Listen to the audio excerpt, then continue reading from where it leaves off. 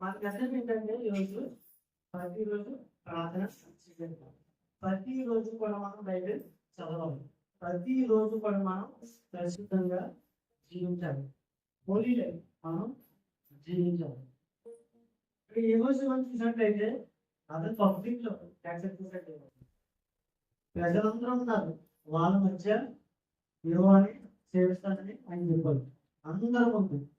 ఆయన ఒక్కడి వల్ల ఆయన కుటుంబం కూడా మారిపోయింది.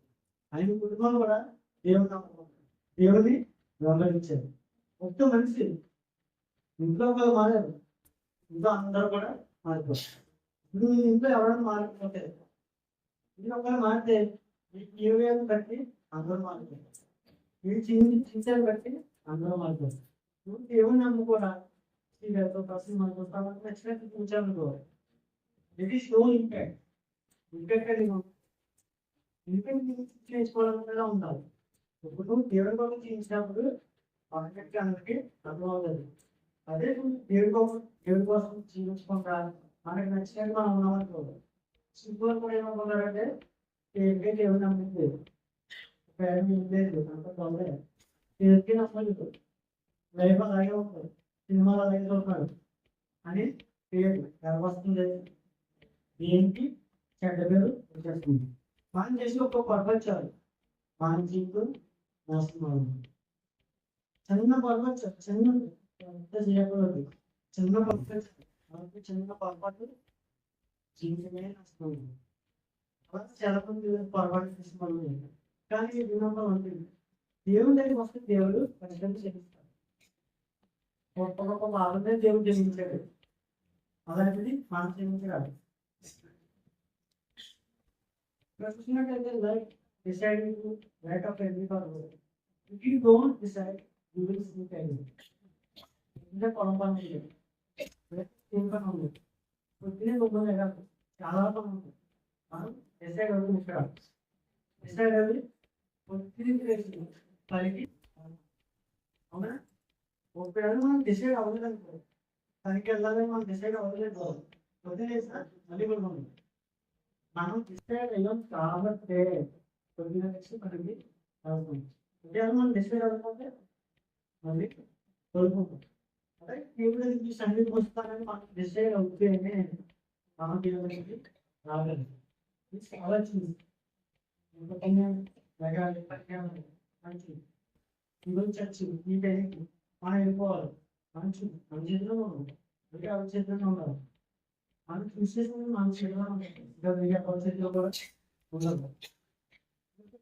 ప్రశ్న మనం ఏం డిసైడ్ అవ్వాలంటే ఏం నిర్ణయించుకోవాలంటే ప్రతిరోజు దేవుడితో నడుస్తాను మనం డిసైడ్ అవ్వాలి. నిర్ణయించుకోవాలి. పాత పాపాన్ని మనం విడిచిపెట్టాలి. మనం డిసైడ్ అవ్వాలి.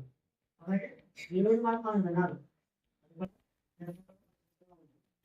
అన్నీ మన చేతిలో ఉంటుంది. అవసరం మనం ఫాలో అవ్వాలంటే మనం ఫాలో అవ్వకుండా ఏది ఈరోజు నువ్వు నిర్ణయించుకుంటే దేవుడితో బతుకుతాను, బతికినంత కాలం దేవుడితో ఉంటాము అని ఈరోజు నువ్వు నిర్ణయించుకుంటే పొద్దున దేవుడు ఎవ్వరు రాలేదు. ఈరోజు నువ్వు నిర్ణయించుకుంటే దేవుడి కొరకు జీవిస్తాను నిర్ణయించుకుంటే ఏ పొద్దున వచ్చే దీవెనలో బలపడ ఎవ్వరు ఆపలేదు. మంచి దేవుడు తెలుగులో మీకు బ్లెస్సింగ్ దేవుడితో ఉంటే ఇప్పుడు బ్లెస్సింగ్.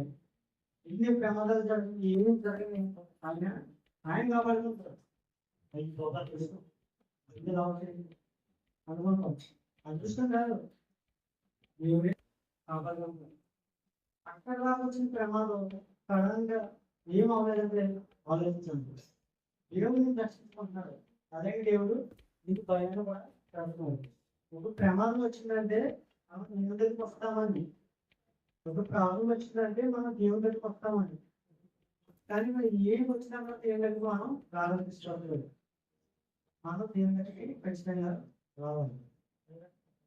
కీర్తన గ్రంథం 5వ అధ్యాయం 3వ వచనం త్వరగా చదువు.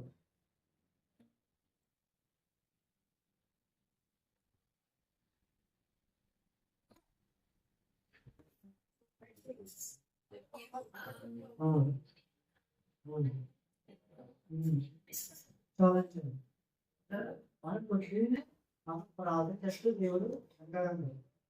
మనం ప్రార్థన చేయడంలో ఉంది. ప్రతిరోజు కొత్తగా ఆయన మిక్స్ అనేది సాగుతుంది.